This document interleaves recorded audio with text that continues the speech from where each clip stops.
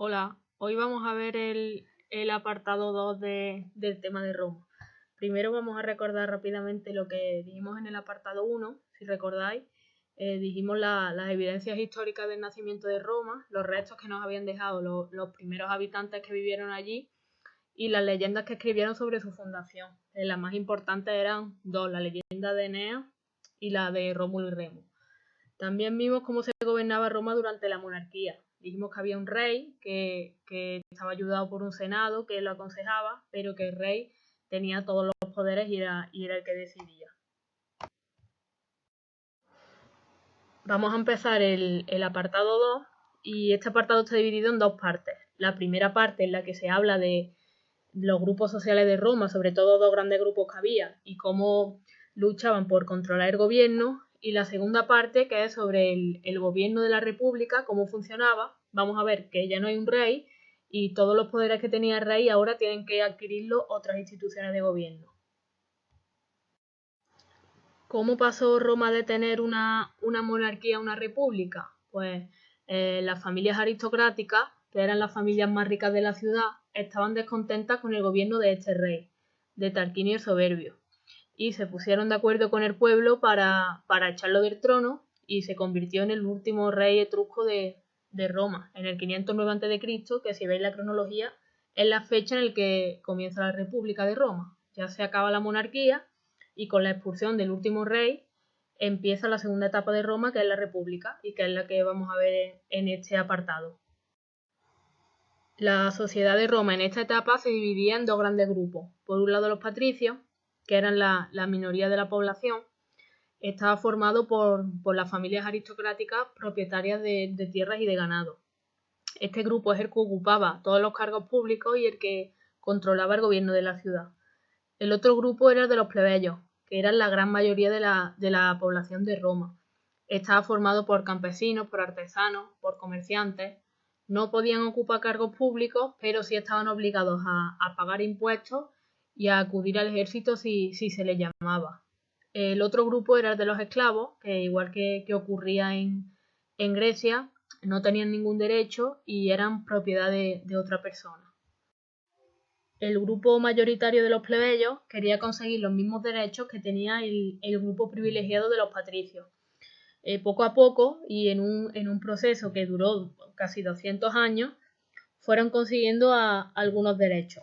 Primero consiguieron el tribuno de la plebe. Era un representante que ellos mismos elegían y que defendía sus intereses. Aquí vemos al tribuno de la plebe diciendo la palabra veto.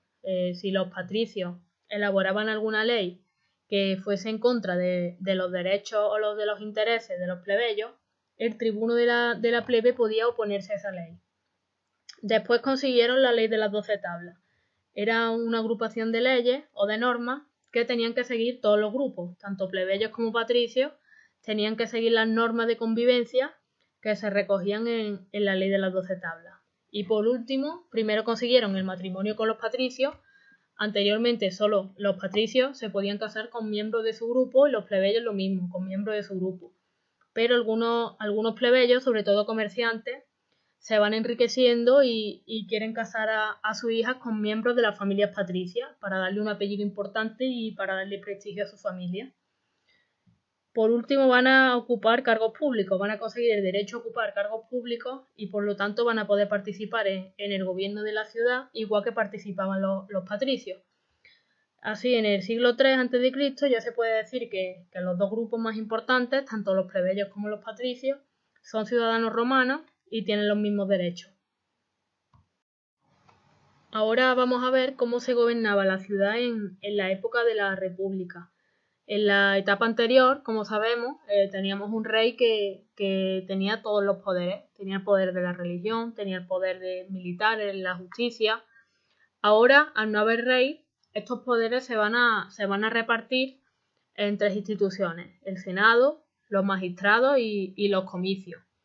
El Senado, que ya estaba en la monarquía, pero que solo servía para aconsejar al rey, ahora se convierte en el centro de la vida política. Se va a convertir en la institución donde se toman todas las decisiones de gobierno.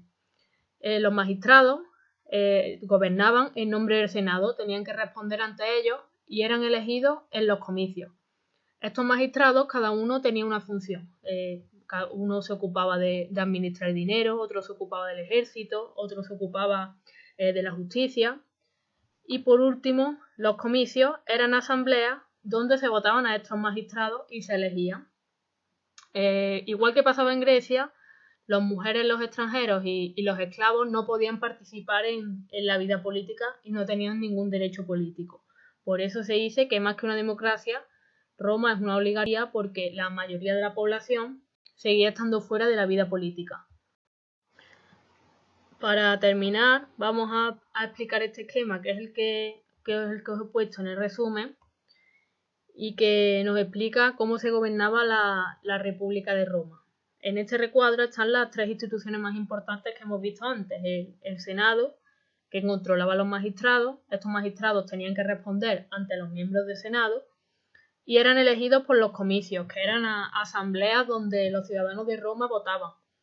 Estos comicios podían ser de tres tipos. Los comicios curiados, que prácticamente no tenían ninguna función política, solo se reunían para votar decisiones de menor importancia. Los comicios tribunados, que elegían a los magistrados inferiores, y los comicios centuriados, que elegían a los magistrados superiores. Los magistrados podían ser de dos tipos. Los magistrados superiores eran los que tenían las funciones más importantes.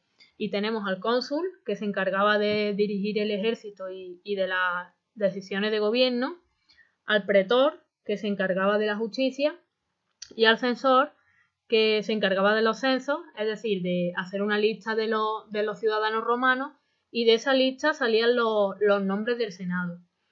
Los magistrados inferiores tenían tres funciones. El edil se encargaba de administrar las finanzas, el dinero de la ciudad.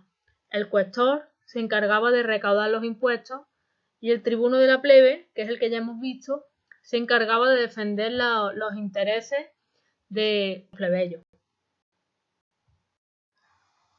Con el esquema ya se acaba el apartado 2. Esto que os he puesto aquí no viene en vuestro libro, lo he puesto solo como curiosidad, porque cuando había votaciones a los magistrados, en Roma había también campañas electorales como las que tenemos ahora cuando tenemos que votar. Por ejemplo, los magistrados, los candidatos a ser magistrados iban a los lugares públicos a intentar convencer a los ciudadanos de que los votaran y de ganarse su voto. Y igual que ahora ponen carteles por la calle, pues ellos en las paredes escribían sus nombres, escribían la magistratura a la que se presentaba para intentar ganar votos y conseguir el puesto de magistrado. Y ya está, con esto hemos terminado el apartado. Tenéis las actividades y preguntadme lo que queráis.